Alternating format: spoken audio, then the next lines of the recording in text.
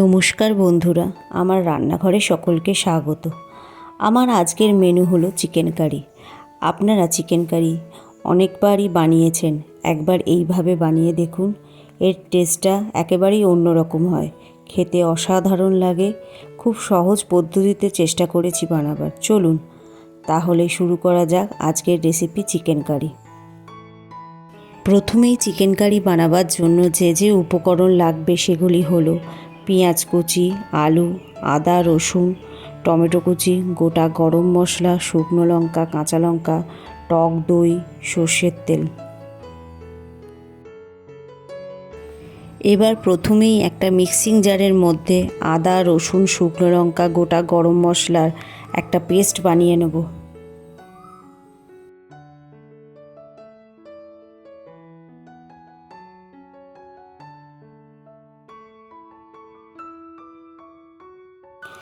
এবার একটা কড়াই গরম করে তাতে পরিমাণ মতন সর্ষের তেল দিয়ে তেলটা গরম করতে দেব। তেলটা গরম হয়ে গেলে তারপর কেটে রাখা আলুগুলো তেলে দিয়ে হলুদ আর নুন দিয়ে ভালো করে লাল লাল করে ভেজে নেব।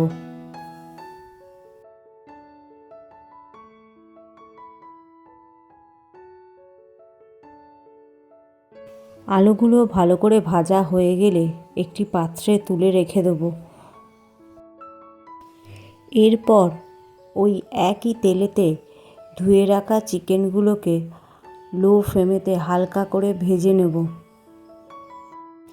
এইভাবে আগে চিকেনটাকে ভেজে নিলে চিকেনের মধ্যে যে একটা স্মেল থাকে সেই স্মেলটা চলে যায়, আর মাংসের যে একটা ছিবড়ে ভাব থাকে সেই ছিবড়ে ভাবটাও অনেকটা কমে যায়।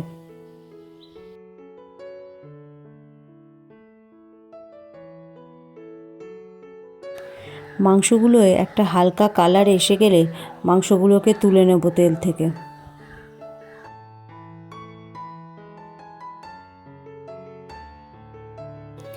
তেল থেকে মাংসগুলো তোলা হয়ে গেলে সেই একই তেলের মধ্যে গোটা গরম মশলা, তেজপাতা আর গোটা জিরে ফোড়ন দিয়ে দেব।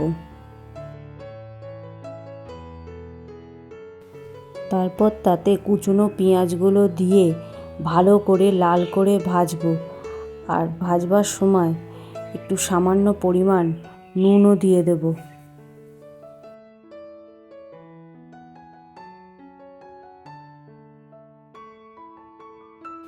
পেঁয়াজটা ওদিকে যতক্ষণ ভাজা হচ্ছে আমি এদিকে ভেজে রাখা চিকেনগুলো ম্যারিনেট করে নেব।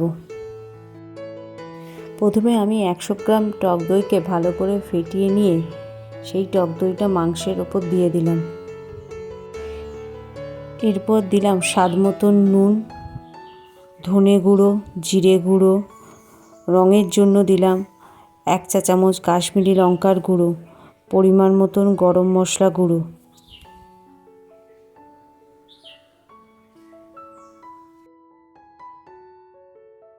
এবার এই মশলাগুলোকে একটা চামচের সাহায্যে ভালো করে মিশিয়ে নেব। ওদিকে ততক্ষণে পেঁয়াজগুলো খুব ভালোভাবেই ভাজা হয়ে গেছে। এরপর উপর দিয়ে আদা রসুনের পেস্টটা দিয়ে দেব, আর তারপর যতক্ষণ না পর্যন্ত কাঁচা গন্ধ চলে যাচ্ছে ততক্ষণ পর্যন্ত ভালোভাবে কষিয়ে নেব।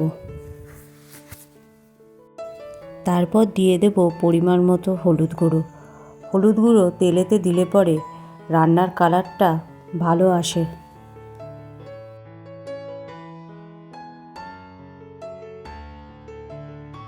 তারপর মশলাটা কষানো হয়ে গেলে কেটে রাখা টমেটোর টুকরোগুলো দিয়ে দেব। টমেটোর টুকরোগুলো ততক্ষণ রান্না করব যতক্ষণ না টমেটোটা নরম হয়ে যায় আর কাঁচা গন্ধ চলে যায়। কষাবার সময় নিচটা ধরে যাচ্ছে মনে হলে সামান্য একটু জল অ্যাড করবেন। সব কিছু ভালো করে কষানো হয়ে গেলে ম্যারিনেট করে রাখা মাংসটা কড়াইতে দিয়ে দেবেন আর ভালো করে মিশিয়ে নেবেন। এই সময় গ্যাসের ফ্লেমটাকে মিডিয়াম রাখবেন এরপর মিনিট 10 সময় নিয়ে মাংসটাকে ঢাকা দিয়ে রান্না করবেন। দই থাকার কারণে মাংস থেকে প্রচুর পরিমাণে জল বেরিয়েছে। এই জলেতেই মাংসটা অর্ধেক সেদ্ধ হয়ে যাবে। মাংসটা আবারও একটু নাড়াচাড়া করে আগে থেকে ভেজে রাখা আলুগুলো মাংসের মধ্যে দিয়ে দেব। তারপর মাংস আর আলুটা একসাথে মিনিট 10 সময় নিয়ে কষিয়ে নেব। তারপর খানিকক্ষণ কষানো হয়ে গেলে স্বাদটাকে ব্যালেন্স করার জন্য সামান্য একটু চিনি দিয়ে দেব। এরপর মিডিয়াম ফ্লেমে ধীরে ধীরে মাংসটা কষিয়ে নেব।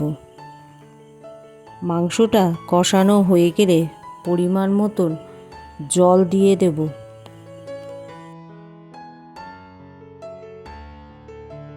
জলটা ফুটে গেলে ওপর দিয়ে 2টো চেরা কাঁচা লঙ্কা দিয়ে মাংসটা ঢাকা দিয়ে মিনিট 10 সময় ফুটতে দেব। মাংসটা সেদ্ধ হয়ে গেলে উপর দিয়ে ধনেপাতা কুচি দিয়ে গ্যাসের ফ্লেমটা বন্ধ করে দেব।